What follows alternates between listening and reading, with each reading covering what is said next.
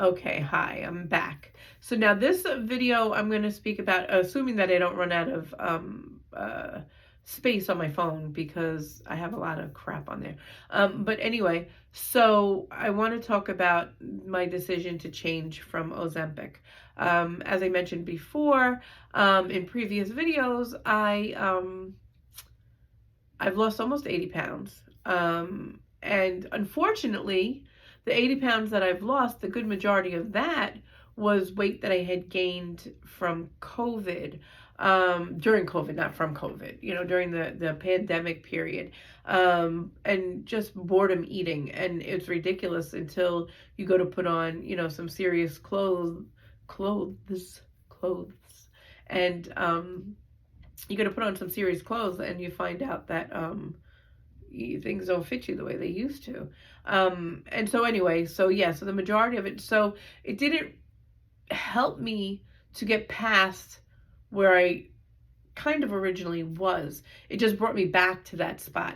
And I think I've already spoke about also something I learned a long, long time ago. If it's true, I don't know, but it's something that I believe is that, you're born with these, your body has fat cells, and as they are basically filled, once they're emptied, they're just waiting to kind of be filled again. Sort of like, my analogy is a sponge. The sponge absorbs all of the water, and then you squeeze it, it dries out, but they're waiting, right? And so then next time they start to get some water, they fill up again. So in our cases, I would call the fat, the comparable thing to the water in the sponge.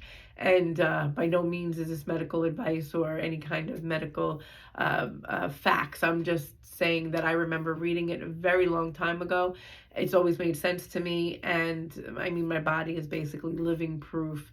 So, and I also believe that we have a set point that somewhere along the lines our body decides this weight is where it wants to be. And a lot of times that could be way over where it should be. In my case, it's always been, I've never gotten down to, if you want to call it a normal healthy weight. I've never gotten down to a normal healthy weight. The most I've gotten down to is about 10 pounds less than where I'm at now. And that was in the 80s, like the late 80s. I had gotten down to about 250. And you can't tell me that 250 didn't look like Pamela Anderson in my head, because 250, like, that's great. I feel like anything with a 2 is good news for me. And doctors never understand where I'm coming from. Like, they'll congratulate the weight loss, yay, yay, yay, and then say, but let's go, right? And whereas I say to the doctor too, listen, I'm coming from this weight, right? I'm coming from 422. So to me, 265, 260, that's where I'm at now, or 250, shoot, I feel like,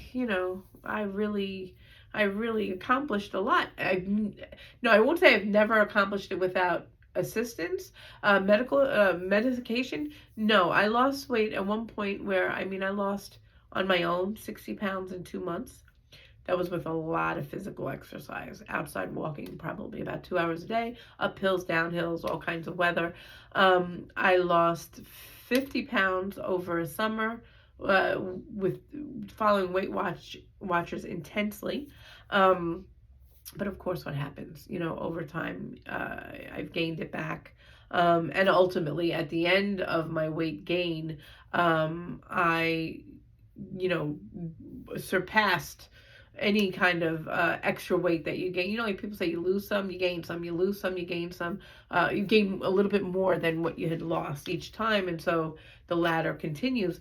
But in my case, that last gain was just gain, gain, gain, gain, gain. There really wasn't any loss and gain.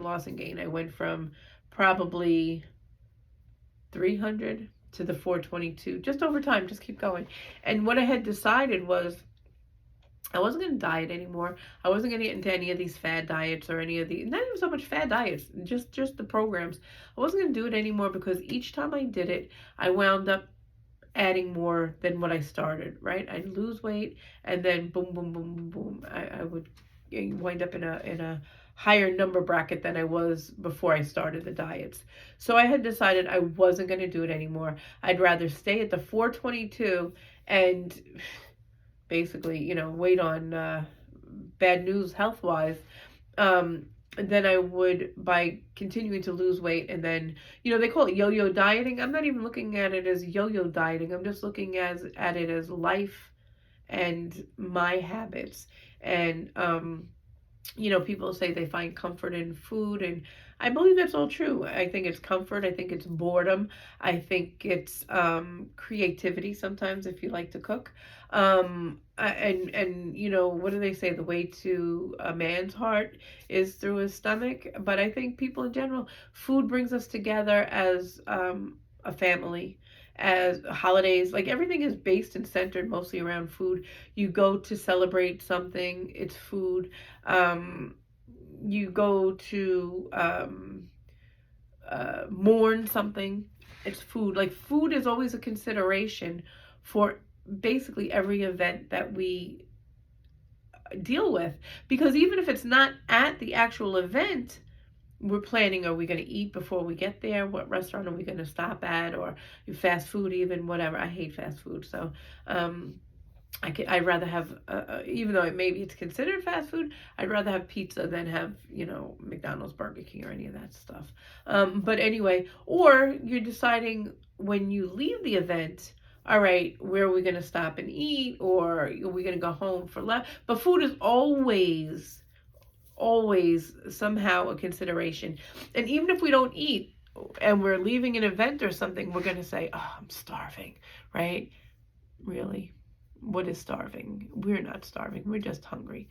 But anyway, so now I lost my train of thought. Ugh, getting old sucks. So anyway, back to, I guess I was talking about the fad diets, the gaining weight. Yeah, and Ozempic. So anyway, so I have made, a conscious decision